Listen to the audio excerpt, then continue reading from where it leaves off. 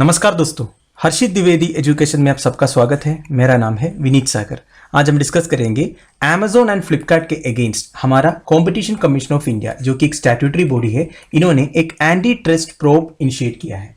इसलिए इनिशिएट किया है, कुछ सेलर्स ने कंप्लेन किया है Amazon एंड फ्लिपकार्ट जो है कुछ पर्टिकुलर सेलर्स को अपने प्लेटफॉर्म में फेवर कर रहा है। फेवर कर रहा है मतलब दोस्तों देखिए, हम अगर कोई भी चीज सर्च करते हैं, Amazon हो या फ्लिपकार्ट हो, चाहे वो मोबाइल फोन हो या और कोई होम अप्लायंस हो, तो सर्च रिजल्ट में सबसे पहले कुछ सेलर्स का नाम पहले आ जाता है। तो मैक्सिमम चांस ये है कि जितने भी कस्टमर्स है वो उन्हीं से खरीदेगा। तो ये प्लान करके Amazon एंड फ्लिपकार्ट कर रहा है करके दूसरे सेलर्स ने कंप्लेन किया। तो इसके अगेंस्ट, इस कंप्लेन के against competition commission of India ने इनके अगेंस्ट एक प्रोब इनिशिएट किया है। तो उसी के बारे में हम डिस्कस करेंगे। तो देखिए, इस पर्टिकुलर न्यूज में सबसे इंपॉर्टेंट ये हो जाता है कंपटीशन कमीशन ऑफ इंडिया। तो ये स्टैट्यूटरी बॉडी के बारे में एग्जामिनेशन पर्सपेक्टिव में क्या क्या जान लेना चाहिए वो सब हम डिस्कस करेंगे। तो आगे जाने से पहले लेक्चर पर लाइक का बटन जरूर दबाइएगा। चैनल को अब तक सब्सक्राइब नहीं किया हो तो सब्सक्राइब भी कीजिएगा। हमें सपोर्ट करने के लिए आप चैनल के मेंबर बन सकते हो ज्वाइन बटन के थ्रू। शुरुआत करते हैं दोस्तों, सबसे पहले why in news. Supreme court of India ने रिसेंटली एक रूलिंग दिया कि इंडियाज कॉम्पिटिशन रेगुलेटर मतलब competition commission of India can proceed with anti trust investigations against Amazon and Flipkart. देखिए, मैंने आपको पहले ही बताया था कि कुछ सेलर्स ने कंप्लेन किया था कि Amazon एंड फ्लिपकार्ट जो है अपनी प्लेटफॉर्म में कुछ सेलर्स को प्रेफरेंस दे रहा है करके। प्रेफरेंस माने ये लोग क्या करते हैं, कुछ सेलर्स को हायर सर्च रैंकिंग्स देते हैं। सर्च रैंकिंग्स देने से क्या होगा, जब भी कोई कस्टमर कोई भी आइटम सर्च करते हैं तो इन्हीं सेलर्स का नाम जो है सबसे पहले लिस्ट आउट करेगा। तो इसमें प्रॉब्लम किसको होगा? देखिए दोस्तों, Amazon फ्लिपकार्ट जैसे प्लेटफॉर्म्स में हजारों सेलर्स रजिस्टर करके बैठा है सेम प्रोडक्ट के साथ। पर अगर फ्लिपकार्ट और Amazon इस तरह किसी को प्रेफरेंस देगा तो उन्हीं का नाम पहले आ जाएगा, तो मैक्सिमम कस्टमर्स जो है उन्हीं का प्रोडक्ट देखेगा। तो ये गलत है। इसलिए कंपटीशन कमीशन ऑफ इंडिया ने क्या किया, इनके अगेंस्ट एक इन्वेस्टिगेशन शुरू किया। पर फ्लिपकार्ट एंड Amazon ने क्या किया, ये लोग हाई कोर्ट ऑफ कर्नाटका के पास पहुंच गया और बोला कि ऐसे इन्वेस्टिगेशन नहीं होनी चाहिए। पर हाई कोर्ट ऑफ कर्नाटका ने यह बोला कि they decline to interfere with the preliminary inquiry ordered by the CCI। इस तरह अगर CCI ने कोई इंक्वायरी ऑर्डर किया है तो इसमें हम इंटरफेयर नहीं करेंगे, क्योंकि CCI बना ही इस काम के लिए, for alleged anti competitive practices of the two companies. अगर कोई भी सेलर के बीच में या कोई कंपनीज के बीच में कंपटीशन हो रहा है या कंपटीशन के चलते चलते कोई गलत प्रैक्टिसेस फॉलो हो रहा है तो वो इंटरफेयर करेंगे। तो ये Amazon एंड फ्लिपकार्ट वाले ने क्या किया, सीधा सीधा सुप्रीम कोर्ट पहुंच गया, अपील किया। बेसिकली सुप्रीम कोर्ट ने ये रूलिंग दिया कि जो कंपटीशन कमीशन ऑफ इंडिया ने जो एंटी ट्रस्ट इन्वेस्टिगेशन शुरू किया है, दे कैन प्रोसीड, कोई मना नहीं है। राइट? अब दोस्तों, ये जो कंप्लेन किया है, this was given by Delhi व्यापार महासंघ। इनके कंप्लेन में काफी शॉकिंग रिविलेशंस है। इनका कहना यह है, Amazon एंड फ्लिपकार्ट जो है, इनका जो एक्सक्लूसिव एग्रीमेंट्स है ये स्मार्टफोन ब्रांड्स के साथ ही है, जो बड़े बड़े कंपनी से। और ये स्मार्टफोन ब्रांड्स जो है बोलेगा किन सेलर को प्रेफरेंशियल ट्रीटमेंट देना है। इसके बाद Amazon एंड फ्लिपकार्ट क्या करेगा, हायर सर्च रैंकिंग्स देंगे उन सेलर्स को एंड हायर ऑफरिंग्स प्रोवाइड करेंगे। एंड जब बड़े बड़े सेल्स पीरियड होता है ना, जैसे great Indian festival, big billion days, उस टाइम पे जो डिस्काउंट ये प्रोवाइड करते हैं कुछ सेलर्स, इसका पार्ट ये प्लेटफॉर्म्स भी इंकर करते हैं। तो देखिए कितना बड़ा घोटाला था। अब ये बात आप समझिएगा, Amazon एंड फ्लिपकार्ट जो एक्सक्लूसिव एग्रीमेंट साइन करते हैं इन स्मार्टफोन ब्रांड्स के साथ, ये बहुत बड़ा अमाउंट के लिए होगा। तो इस तरह की एलिगेशंस है दिल्ली व्यापार महासंघ का, जो अभी CCI इन्वेस्टिगेट कर रहा है। जब इसके रिजल्ट आएंगे तब हमें पता चलेगा क्या एक्चुअली हुआ है। अब दोस्तों, केस का बैकग्राउंड के बारे में आपको समझ आ गया। आप कंपटीशन कमीशन ऑफ इंडिया के बारे में बेसिक डिटेल्स जान लेते हैं, जो आपके एग्जामिनेशन पर्सपेक्टिव में इंपॉर्टेंट है। सबसे पहले, it is a statutory body of the government of India. Statutory body का मतलब क्या होता है? देखिए, जब भी कोई बॉडी पार्लियामेंट के द्वारा पास किया हुआ कोई भी एक एक्ट से या स्टैट्यूट से बना हो, इसको स्टैट्यूटरी बॉडी बोलते हैं। और एक होता है कॉन्स्टिट्यूशनल बॉडी। अगर कॉन्स्टिट्यूशन में कोई एक आर्टिकल से बना हो, इसको कॉन्स्टिट्यूशनल बॉडी बोलते हैं। Examples of constitutional body are finance commission, UPSC, election commission, etcetera etcetera. Statutory का तो 1,500 एग्जाम्पल्स है, जैसे अभी CCI है, अपेडा है, इस तरह की जो बॉडीज है ये सब स्टैट्यूटरी बॉडीज है। ठीक है। It is responsible for enforcing the competition act 2002 that prohibits anti competitive agreements. तो इसका जो स्टैट्यूट है, जिस अथॉरिटी से ये बना है, वो है कॉम्पिटिशन एक्ट 2002। राइट? आप देखिए इसका ऑब्जेक्टिव क्या है। The commission eliminates practices having adverse effect on competition, promotes and sustains competition, protect the interest of consumers and ensure freedom of trade in the markets of India. अब देखिए, eliminates practices having adverse effect on competition, इसका मतलब क्या है? देखिए, दो companies के बीच में या सेवरल कंपनीज के बीच में कंपटीशन होना अच्छी बात है। जब नंबर वन आने के लिए कंपनीज ट्राई करेंगे तब जाके ज्यादा काम होगा, ज्यादा आउटपुट होगा, ज्यादा कंजप्शन होगा और इसी तरह हमारी इकोनॉमी भी आगे बढ़ेंगे। अब कंपटीशन कमीशन ऑफ इंडिया का काम क्या है? ये लोग वही प्रैक्टिसेस को एलिमिनेट करना चाहता है जो कंपटीशन के ऊपर एडवर्सली इफेक्ट करते हैं। जैसे कि for example Amazon and Flipkart के ऊपर जो एलिगेशन है वो क्या कहता है, इन्होंने कुछ सेलर्स को प्रेफरेंस दे दिया। अब इधर कंपटीशन कहां होगा? देखिए, अगर कंपटीशन होना है तो स्टार्टिंग पॉइंट सेम होनी चाहिए सबके लिए। अब आप किसी को प्रेफरेंस दे दोगे तो इधर कंपटीशन कहां होगा? तो इस तरह की प्रैक्टिसेस को एलिमिनेट करना चाहता है कंपटीशन कमीशन ऑफ इंडिया। दूसरा है promotes and sustains competition. Obvious ही बात है, कंपटीशन कमीशन ऑफ इंडिया जो है कंपटीशन को प्रमोट करता है एंड सस्टेनेबल कंपटीशन को प्रमोट करता है। आगे आने के लिए कुछ भी करो ये नहीं चलेगा, एथिकल प्रैक्टिसेस फॉलो होनी चाहिए।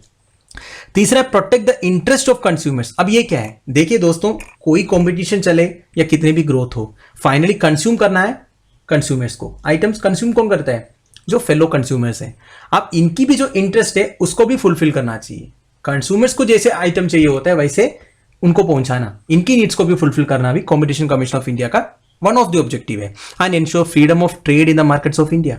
Freedom of trade is one of the fundamental right.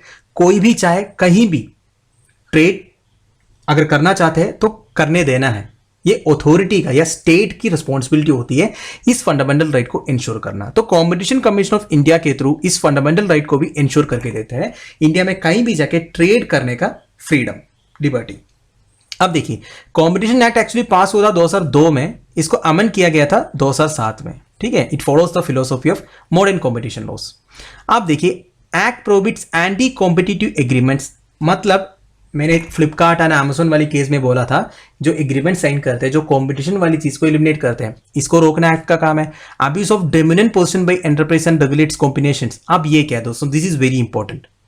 इसका मतलब ये है, हमारे देश में बड़े बड़े कॉर्पोरेट्स है, कंपनीज है, ये अपना नाम का इस्तेमाल करके, इनके पास जो कैपिटल है उसका इस्तेमाल करके अगर कंपटीशन को दबाना चाहते हैं, ये भी नहीं करने देगा। मेरा कहने का मतलब ये है, देखिए दोस्तों, अगर एक बड़ा सा कंपनी है जिनका नाम है, मार्केट में डोमिनेंट पोजीशन है, तो ये कुछ भी लॉन्च करना चाहेंगे तो ये हाई लेवल पे करेंगे। एक छोटी सी आइडिया को इतना ज्यादा इंफ्रास्ट्रक्चर प्रोवाइड करके, इतनी हाईली क्वालिफाइड लोगों को रिक्रूट करके, ज्यादा पैसे इन्वेस्ट करके, ज्यादा एक्सपोजर मार्केटिंग वगैरह करके वो बड़ा सा लेवल पे लॉन्च करेगा। तब जो दूसरे बिजनेस वाले हैं जो लो लेवल पे या मीडियम लेवल पे अपने काम कर रहे थे, उनको ये अफेक्ट करेगा नहीं, 100% करेगा। तो मार्केट को वही फिर से डोमिनेट करेगा। तो इस तरह की जो एक्शंस है उसको रोकना चाहते हैं सीसीए। दूसरा है regulates combination and acquiring of control. ये मर्जर्स की बात किया जा रहा है, जो बड़े बड़े कंपनीज मर्जिंग करते हैं आपस में, ये कैसे अफेक्ट करेगा? हमारी कंपटीशन को कैसे कम करेगा? देखिए, बड़े बड़े कंपनीज अगर मर्ज होंगे तो होगा क्या दोस्तों? जो कंपटीशन ऑलरेडी मार्केट में थे छोटे मोटे कंपनीज का, वो पूरा बंद हो जाएगा, क्योंकि ये एक लार्ज सेक्शन ऑफ पॉपुलेशन के ऊपर डोमिनेट करेगा।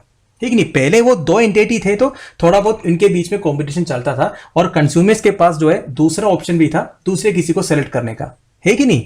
तब दूसरे जो प्लेयर्स है उनका भी चांस था। अब ये बड़े बड़े कंपनीज जब मर्ज करेंगे तो क्या होगा? पूरी मार्केट को वो डोमिनेट करेगा। ये कंज्यूमर्स को भी अफेक्ट करेगा, कंज्यूमर्स के पास भी इतना ज्यादा ऑप्शन नहीं रहेगा। तो इस तरह की जितने भी एक्शंस है जो देश के बिजनेस कंपटीशन को एलिमिनेट करते हैं, ये सीसीए मॉनिटर करते हैं। सीसीए के ऊपर अगर कंप्लेंट आ गया तो इनके अगेंस्ट वो पहले एक इन्वेस्टिगेशन करते हैं, फिर एक्शन लेते हैं। अब देखिए, government replaced competition appellate tribunal with national company law appellate tribunal इन 2017। 2017 से पहले कंपटीशन रिलेटेड केसेस को देखने के लिए, इसकी सुनवाई के लिए एक अलग सा ट्रिब्यूनल हुआ करता था, वो था कंपटीशन अपीलेट ट्रिब्यूनल। 2017 में इसको रिप्लेस किया गया national company law appellate tribunal के साथ। देखिए, जो national company law appellate tribunal है, इनके पास और भी काम है, ढेर सारे काम है, पर कंपटीशन कमीशन ऑफ इंडिया से जितने भी केसेस आते हैं वो भी इन्हीं को देखना है। समझ में आ गया? अब इसके कंपोजिशन देख लीजिए। एक चेयरपर्सन है, 6 मेंबर्स है। They are appointed as per the competition act 2002 and सारे को सेंट्रल गवर्नमेंट ही अपॉइंट करते हैं और they all are whole time members. इनका कोई फिक्स्ड टेन्यूर नहीं है, होल टाइम मेंबर्स है। आप देखिए, this is a quasi judicial body. अब ये क्वासी जुडिशियल बॉडी का मतलब क्या होता है? क्वासी जुडिशियल मतलब वो होता है दोस्तों जिनके पास एक कोर्ट का पावर नहीं होता है। देखिए, अगर कंपटीशन कमीशन ऑफ इंडिया के सामने कोई भी केस आता है, ये पूरा स्क्रूटनी करते हैं, एक इन्वेस्टिगेशन करते हैं, इसके बाद अपना डिसीजन सुनाते हैं एंड इनकी जो डिसीजन है इसको कोर्ट जो है रिव्यू कर सकता है।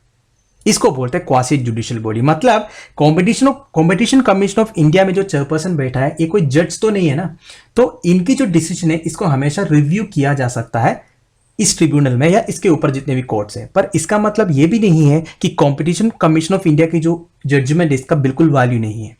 100% ये भी वैल्यूबल है। जो ट्रिब्यूनल, जो कोर्ट इसको रिव्यू पिटीशन सुनेगा, इसको 100% सीसीए चेयरपर्सन ने क्या डिसीजन लिया ये देखेगा।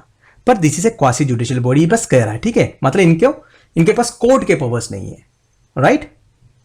अब दोस्तों finally competition commission of India के मेंबर्स के एलिजिबिलिटी क्या क्या होनी चाहिए ये भी डिस्कस करके इस वीडियो को फिनिश करते हैं। मैंने आपको पहले ही बोला एक चेयरपर्सन होता है एंड 6 मेंबर्स होता है जो होल टाइम मेंबर्स रहते हैं। आप देखिए इनके qualification. First one, qualified to be a जज ऑफ ए हाई कोर्ट। एक जज ऑफ ए हाई कोर्ट का क्वालिफिकेशंस क्या क्या है वो होनी चाहिए। और हाँ, स्पेशल नॉलेज ऑफ, और भी ऑप्शंस है, professional experience and special knowledge होनी चाहिए 15 साल से कम नहीं उससे ज्यादा। 15 साल या 15 साल से ज्यादा professional experience and special knowledge होनी चाहिए। किन किन फील्ड में? International trade, economics, business, commerce, law, finance, accountancy, management, industry, public affairs, administration etcetera.